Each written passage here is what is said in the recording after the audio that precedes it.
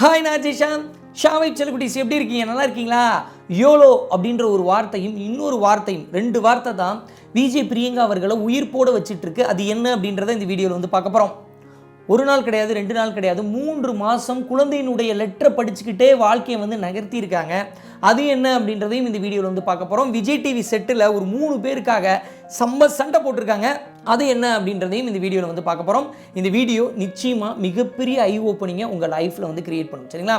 வீடியோக்குள்ளே போகிறதுக்கு முன்னாடி குக்கு எஃப்எம்ல நல்ல நல்ல புக்கெல்லாம் வந்து ரெஃபர் பண்ணிட்டு இருக்கோம். நம்ம சப்கான்ஷியஸ் மைண்ட் வந்து ரொம்ப பவர்ஃபுல்லானது.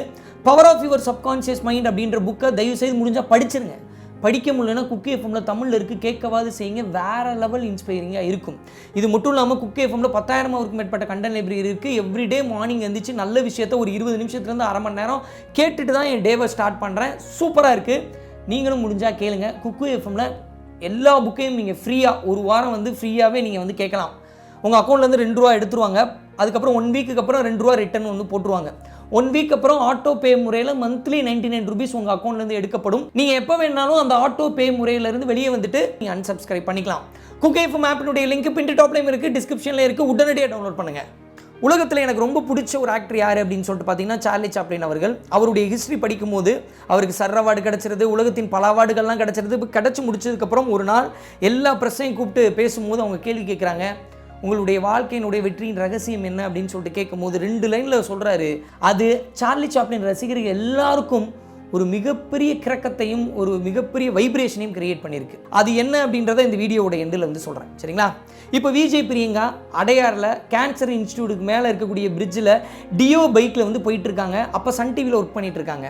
அப்படி ஒர்க் பண்ணிகிட்டு இருக்கும்போது ஸ்பீடாக போகும்போது ஒரு ஆக்சிடென்ட் ஆயிடுது. ஆக்சிடென்ட் ஆகும்போது அந்த பிரிட்ஜில் தலை வந்து தொங்கிட்டு இருக்கு. அவங்க டியோ பைக்குக்கு வந்து செம்மடி, ஆனால் இவங்களுக்கு ஒன்றும் ஆகலை. இதை வந்து தான் ஃப்ரெண்ட்ஸுக்கிட்ட எக்ஸ்பிளைன் பண்ணும்போது நல்லவேளடி எனக்கு ஒன்றும் ஆகலை அப்படின்னு தானே சொல்லுவோம். ஆனால் இவங்க சொல்லும்போது எனக்கு ஒன்றும் ஆகலடி, என் பைக் போயிடுச்சுடி அப்படின்னு சொல்லிட்டு காமெடியாக ஃபன்னாக வந்து சொல்லியிருக்காங்க. ஒரு பிரச்சனையான விஷயத்தை கூட, ஒரு ஆக்சிடெண்ட்டை கூட இவ்வளோ ஃபன்னாக சொல்கிறியே, உனக்கு நல்ல ஹியூமர் சென்ஸ்மா அப்படின்ற விஷயத்த சொல்ல ஆரம்பிக்கிறாங்க. அப்போ தான் தனக்கு ஒரு ஸ்ட்ராங்கான ஹியூமர் சென்ஸ் இருக்குன்ற ஒரு விஷயமும் தெரிய ஆரம்பிக்குது. இது மட்டும் இல்லை, எந்த பிரச்சனையாக இருந்தாலும் அவங்களுக்கு வந்து இப்படி ஹியூமராக ஜாலியாக நம்மளுடைய கஷ்டத்தை வெளியே சொல்லக்கூடாது, காட்டக்கூடாது அப்படின்னு சொல்லிட்டு எல்லாத்தையுமே ஃபன்னாக சொல்லக்கூடிய ஒரு கேரக்டர் தான் விஜய் பிரியங்கா. அதற்கு தான் இந்த ஒரு உதாரணத்தை சொன்னேன். இதே மாதிரி ஊட்டியில் ஃப்ரெண்ட்ஸோட ஒரு 5-6 இயர்ஸ்க்கு முன்னாடி போகும்போது இந்த சரித்திரனின் வடபோச்சே அப்படின்னு சொல்லிட்டு சன் மியூசிக்லாம் முன்னாடி வந்திருக்கும். அதிலலாம் ஒர்க் பண்ணியிருக்காங்க விஜய் பிரியங்கா. ஸோ அந்த ஃப்ளோவில் ஃப்ரெண்ட்ஸோடு ஊட்டி போகும்போது நான் ஒன்று பண்ணுறேன், என்னை கடத்தினதாக ஒரு ட்ராமாவை போடுறேன், நீங்கள் வந்து டோர் அப்படியே இது பண்ணுங்கள், கடத்திட்டாங்கன்னு சொல்கிறேன், யாராவது மக்கள் வந்து பார்க்குறாங்களா அப்படின்னு சொல்லிட்டு பார்ப்போம் அப்படின்னு சொல்லிட்டு கடத்திட்டாங்கன்னு ஒரு ட்ராமாவை போட்டிருக்காங்க. ஒரு 3 பேர் வந்து என்னாச்சு பிரியங்கா சொல்லுங்கள் அப்படின்லாம் சொல்லியிருக்காங்க. அதுக்கப்புறம் இல்லை சும்மா நீங்கள் எல்லாம் இதாக இருக்கீங்களான்னு பார்த்தேன் அப்படின்ற மாதிரி சொல்லியிருக்காங்க. ஸோ இது வந்து அப்போ ஒரு 5 வருஷத்துக்கு முன்னாடி பண்ணாங்க, அது தப்புங்க, இனிமேலாம் அப்படிலாம் பண்ணக்கூடாதுங்க அப்படின்ற மாதிரி தான் சொல்லியிருப்பாங்க. ஆனால் எல்லா விஷயத்தையும் ஜாலியாக சிரிச்சுக்கிட்டே அவங்க வந்து பண்ணுறாங்க.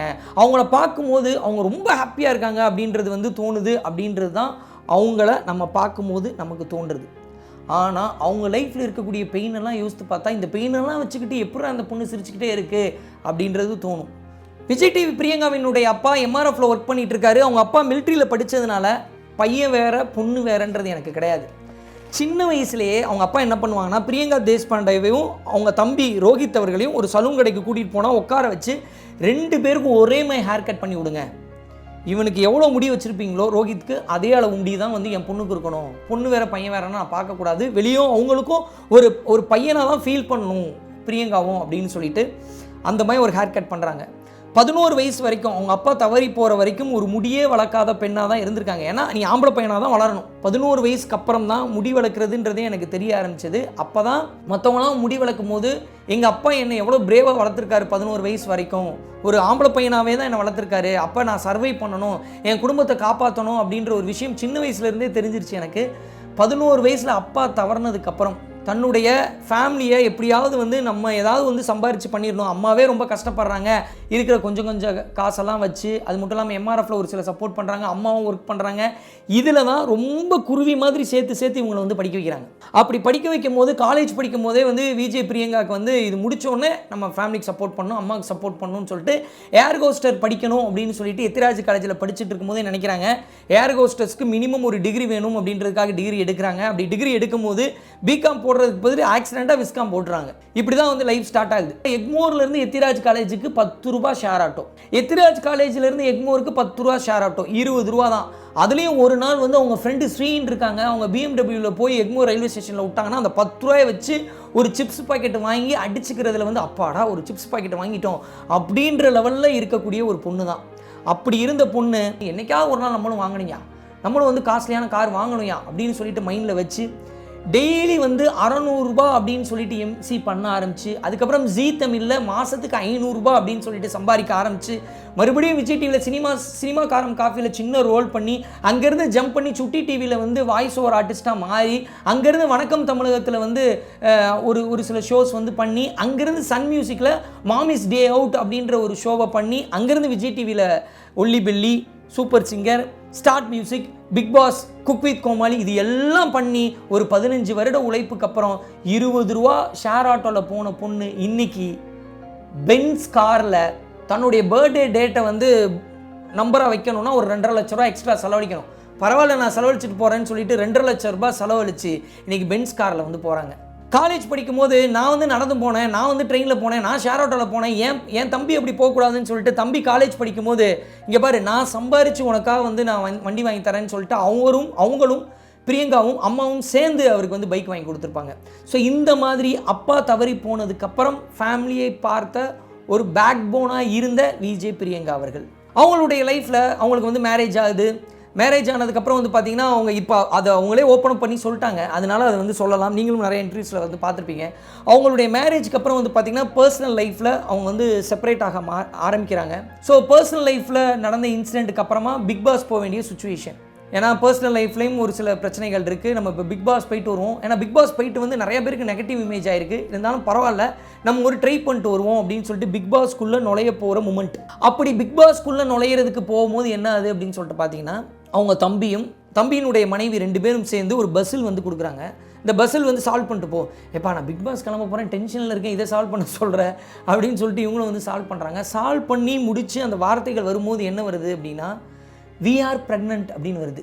தன்னுடைய தம்பி மனைவியும் ப்ரெக்னென்ட்ன்றது வருது. இந்த விஷயம் கேட்டுட்டு தான் பிக் பாஸ்குள்ளே போகிறாங்க. நீ போயிட்டு வரும்போது உனக்கு ஒரு செம்ம ஹாப்பி நியூஸ் காத்துட்ருக்கு அப்படின்ற மாதிரி. அது மட்டும் இல்லாமல் அந்த ட்ரெஸ்ஸெல்லாம் எடுத்துகிட்டு போவாங்கல்ல, அந்த ட்ரெஸ்ஸில் ஒரு சின்ன சாக்ஸில் ஒரு சின்ன லெட்டரும் கொடுத்து அனுப்புகிறாரு அவங்களுடைய தம்பி. அந்த லெட்டரில் என்ன எழுதியிருக்கு அப்படின்னு சொல்லிட்டு கேட்டிங்கன்னா, மை டியர் சியா. இவங்களை வந்து விஜய் டிவி பிரியங்காவை வந்து வீட்டில் வந்து சின்னின்னு கூப்பிடுவாங்க. கன்னடாவில் வந்து அத்தையான்ற ஒரு வார்த்தை இருக்குது. ஸோ ரெண்டையும் மிக்ஸ் பண்ணி சியா. ஸோ தம்பி குழந்தை எழுதுகிற மாதிரி அந்த லெட்டர் எழுதியிருக்கு. Dear chia, I love you so much. நீங்கள் பிக் பாஸை விட்டு வெளியே வரும்போது நான் அம்மா டம்மியில் வளர்ந்துருப்பேன். நீங்கள் அங்கே ஹாப்பியாக இருங்க, நல்லா இருங்க. வந்தோடனே நீங்கள் என்னை டம்மியில் வந்து மீட் பண்ணுங்கள். I love you so much அப்படின்னு சொல்லிட்டு ஸ்கிரிபிள் பண்ணி அவங்க தம்பி வந்து எழுதியிருக்காரு. யோசித்து பாருங்கள், விஜய் பிரியங்காவுக்கு வந்து அவங்க அம்மாவுக்கு வந்து 34 வயசில் அப்பா தவறி போயிட்டாங்க. அதுக்கப்புறம் வந்து ஃபேமிலியில் நிறைய விஷயங்கள் சப்போர்ட் பண்ணி வந்து அவங்களுடைய பர்சனல் லைஃப்லேயும் ஒரு சில டிசாஸ்டர் ஏற்படுது. அது ஏற்பட்டதுக்கப்புறம் பிக் பாஸ்குள்ளே வர்றாங்க. ஸோ அவங்களுடைய மிகப்பெரிய இதாக அந்த 90 நாட்களும் அந்த லெட்டர் எடுத்து படிச்சுக்கிட்டே இருப்பாங்களாம். விஜய் டிவி பிரியங்காவுடைய கேரக்டர் என்ன அப்படின்னா, ரொம்ப சென்டிமெண்ட்டான கேரக்டர், ரொம்ப இமோஷனலான கேரக்டர். ஒரு வீடியோவில் அவங்கள பற்றி ஏதாவது ஒரு ஏவி போடுறாங்க அப்படின்னாலே அந்த ஏவியை திரும்ப அப்பப்போ எப்பப்பெல்லாம் டைம் கிடைக்குதோ பார்க்கக்கூடிய ஒரு கேரக்டர், அப்படி பார்த்து சந்தோஷப்படுற கேரக்டர். ஸோ அவங்க என்ன பண்ணுறாங்கன்னா, ஒரு 90 நாட்களும் வந்து டிவி கேமரா நம்மளை பார்க்காதப்ப சைடில் போய் எங்கேயாவது ஒளிஞ்சிருந்து அந்த மாதிரி முடிஞ்ச அளவுக்கு அந்த லெட்டர் எடுத்து யாருக்கும் தெரியாமல் 90 நாட்களும் அந்த லெட்டர் வந்து பார்த்துருக்காங்க. ஸோ வெளியே வந்ததுக்கப்புறம் அவங்க தம்பியுடைய மனைவி வந்து அவங்க ப்ரெக்னென்ட் ஆனது வந்து எப்படா அந்த குழந்தை வரும் அப்படின்னு சொல்லிட்டு வெயிட் பண்ணி, இன்றைக்கி அந்த குழந்தை ஈகா அவங்க வெளியே வந்ததுக்கப்புறம் வந்து பார்த்திங்கன்னா, இன்றைக்கி என் உலகமே வந்து ஈகா தான், அவளுக்காக நான் என்ன வேணால் செய்வேன் அப்படின்ற அளவுக்கு மாறியிருக்காங்க. ஏன்னா அந்த ஈகா அப்படின்ற குழந்தை வர்றதுக்கு முன்னாடி தன்னுடைய பர்சனல் லைஃப்பில் இருக்கக்கூடிய ப்ரெஷரின் காரணமாக, ஒரு டிசாஸ்டரின் காரணமாக மூஞ்சி கழுத்துக்கு கீழெல்லாம் வீங்கி போய் முடியெல்லாம் கொட்டி போய் இன்னும் அதிகமாக வெயிட் போட்டிருக்கு. அப்போ என்ன பண்ணுறது அப்படின்னு சொல்லிட்டு உலகமே முடங்கி போயிருக்கும் போது ஈகா வந்ததுக்கப்புறம் நான் என் உடம்பை பார்த்துக்கணும், என் வேலைக்கு நான் வந்து ஃபிட்டாக இருக்கணும் அப்படின்னு சொல்லிட்டு ஜாக்சன் அப்படின்னு சொல்லிட்டு ஒரு கோச் மூலியமாக ஃபிட்னஸ்க்கு மறுபடியும் முயற்சி பண்ணி ஜிம்முக்கு போக ஆரம்பிக்கிறாங்க. உங்கள் வாழ்க்கையில் பர்சனலாக உங்கள் லைஃப் பார்ட்னராக இருக்கலாம், இல்லை உங்கள் அண்ணனாக இருக்கலாம், இல்லை உங்கள் தம்பியாக இருக்கலாம், இல்லை உங்கள் அக்காவாக இருக்கலாம், உங்களை சீட் பண்ணியிருக்கலாம், ஏமாற்றிருக்கலாம். அதனால வாழ்க்கையில் என்னடா நம்ம ஃப்ரெண்டு நினச்சோம் இப்படி ஏமாற்றிட்டாங்களே, ரிலேஷன் நினச்சோம் அப்படி ஏமாற்றிட்டாங்களேன்னு ஒட்டஞ்சு போய் நொறுங்கி போய் வாழ்க்கையே போச்சு அப்படின்னு நினைக்கிறது ஒரு ரகம். இன்னொரு ரகம், அவங்க போனால் போகட்டும், லெட் இட் கோ அப்படின்னு சொல்லிட்டு நம்ம லைஃப்பை பார்த்து நம்ம உடல்நிலையை ஆரோக்கியமாக வச்சுருக்கிறதுன்றது இன்னொரு ரகம். அந்த ரகத்துக்குள்ளே போக ஆரம்பிக்கிறாங்க. அப்படி போனது மட்டும் இல்லாமல் விஜய் டிவி பிரியங்கா அவர்கள் பண்ணதை நிறைய பேர் சொல்லியிருக்காங்களான்றது தெரில, அதை ஸ்ட்ராங்காக சொல்லணும்னு நினச்சேன். என்ன அப்படின்னா, நார்மலாக இன்றைக்கி வந்து பாலா அப்படின்ற ஒரு கேரக்டர், இன்றைக்கி பாலா எல்லாருக்குமே தெரியும். இன்றைக்கி தீனா அப்படின்றது ஃபேமஸான ஆள், குரேசி அப்படின்றவங்க ரொம்ப இன்றைக்கி வந்து ஃபேமஸான ஒரு காமெடியனாக வந்து இருக்காங்க. இவங்கெல்லாம் உருவாகும் போது ஆரம்ப கட்டத்தில் பாலா வந்து செகண்ட் எபிசோட்லேயே தடுமாறி நிற்கும் போது மற்றவங்களாம் இவன் வேணாம் ரிஜெக்ட் பண்ணிருங்கன்னு சொல்லிட்டு எல்லா ஜட்ஜும் சொல்லிட்டாங்க. அப்போது பிரியங்கா மட்டும்தான் என்ன சொல்லியிருப்பாங்கன்னா, இந்த பையனுக்கு வாய்ப்பு கொடுக்கலாம், நல்லா பண்ணுறான், இவனுக்கு வாய்ப்பு கொடுங்க அப்படின்னு சொல்லிட்டு புஷ் பண்ணி அங்கே இருக்கக்கூடிய ப்ரொடியூசர், அங்கே செட்டில் இருந்தவங்க முக்கியமான ஆட்கள்கிட்டலாம் சண்டை போட்டு பாலா அவர்களை பர்ஃபார்ம் பண்ண வச்சாங்க. தீனா அவர்கள் வந்து வேஸ்ட்டு, இவன் ரொம்ப கலாய்க்கிறான், ஓவராக பண்ணுறான். அப்படி போகும்போது மற்றவங்கள கலாய்ச்சா திட்டுறாங்களா, என்னை கலாய்டா, நீ பரவாயில்லடா, நீ நல்லா பண்ணுவடா, நீ நல்லா வருவடா. ஏன்னா தீனா வந்து இன்றைக்கி நல்லா இருக்காப்புல, அன்றைக்கி வந்து ஒரு ஆரம்பத்தில் ஒரு 0 தான். அந்த டைமில் புஷ் பண்ணி இன்னைக்கு கலாய், மற்றவங்கள கலாய்ச்சா திட்டுறாங்களா, மிரட்டுறாங்களா, அடிச்சிருவேன், என்னை கலாய் பரவாயில்ல அப்படின்னு சொல்லிட்டு தன்னை கலாய்க்கிறதுக்கு வாய்ப்பு. ஏன்னா அப்போ வந்து விஜய் பிரியங்கா ஒரு பெரிய விஜே. அதே மாதிரி குரேசி அவர்களும் வந்து பார்த்திங்கன்னா அந்த சீசனில் வின்னர் ஆகிறதுக்கு வாய்ப்பே இல்லாமல் தான் இருந்தது. இவெல்லாம் ஒரு காமெடியனான்னு சொல்லிட்டு கிண்டல் பண்ணிட்டு தான் இருந்தாங்க.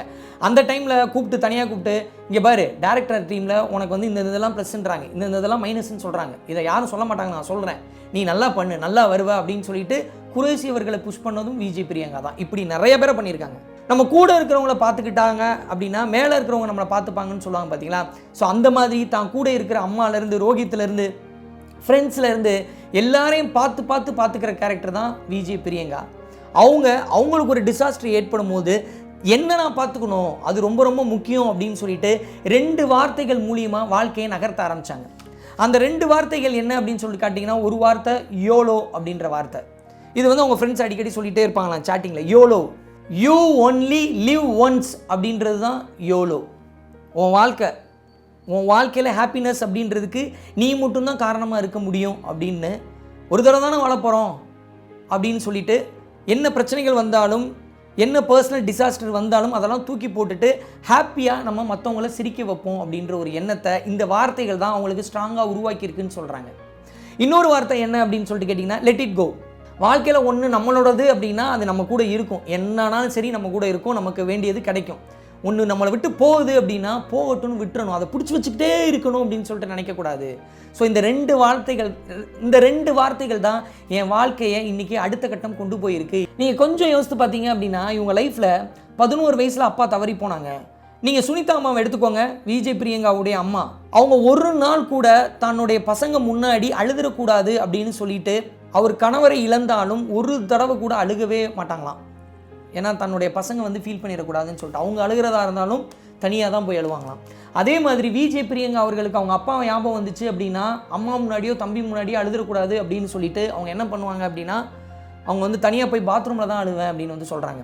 அதே மாதிரி இன்றைக்கி அவங்க மனசில் ஏகப்பட்ட பிரச்சனைகள், கஷ்டங்கள், சிரமங்கள் இருந்தாலும், ஃபிசிக்கலாகவும் மைண்ட் லெவலையும் இருந்தாலும் அதெல்லாம் காட்டிக்காமல் நம்ம முன்னாடி சிரித்து நம்மளை சந்தோஷப்படுத்தணும். ஏன்னா ஒரு டிவி ஷோன்னு இருக்குது அப்படின்னா, நான் வந்து 15 வருஷமாக அன்றைக்கி நான் வந்து விஜேவாக இருக்கேன். இந்த 15 வருஷத்தில் ஆல்மோஸ்ட் எல்லா நாளும் நான் டிவியில் வந்துட்டுருக்கேன். டிவியில் வரும்போது ஒருத்தவங்க என்னை எப்போ பார்ப்பாங்கன்னா ஒரு 6 நிமிஷம் பார்ப்பாங்க.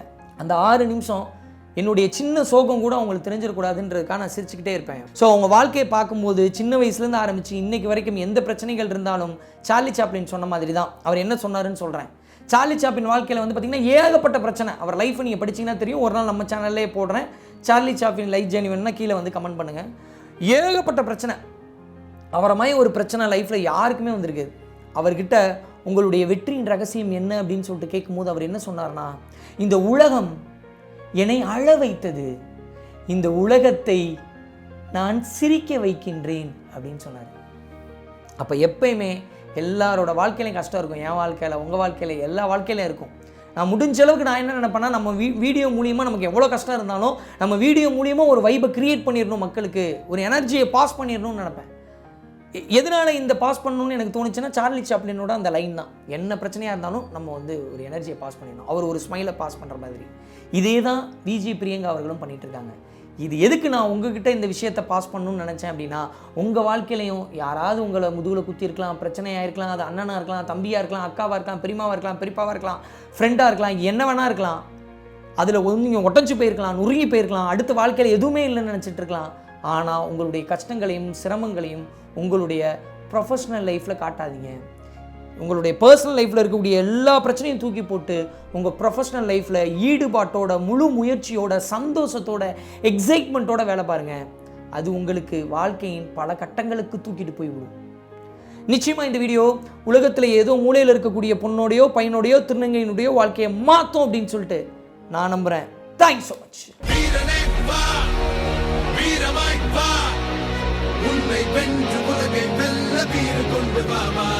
ஆயிரத்தை தாண்டி போனால் ஓடியில நீதான் ஒருவன், நாடி நரம்பெல்லாம் வெற்றி போராட்டமே. உன்னுடைய எல்லை நீயே, உலகத்துக்கு பிள்ளை நீயே, போலையாகும் மூக்கில் தேகம் உன் துணையே. வீரனை வா, வீரமாய் வா, உன்னை வென்று உலகை வெல்ல வீறு கொண்டு வாமா. ஆயிரத்தை தாண்டி போனால் ஓடியில நீதான் ஒருவன், நாடி நரம்பெல்லாம் வெற்றி போராட்டமே. உன்னுடைய எல்லை நீயே, உலகத்துக்கு பிள்ளை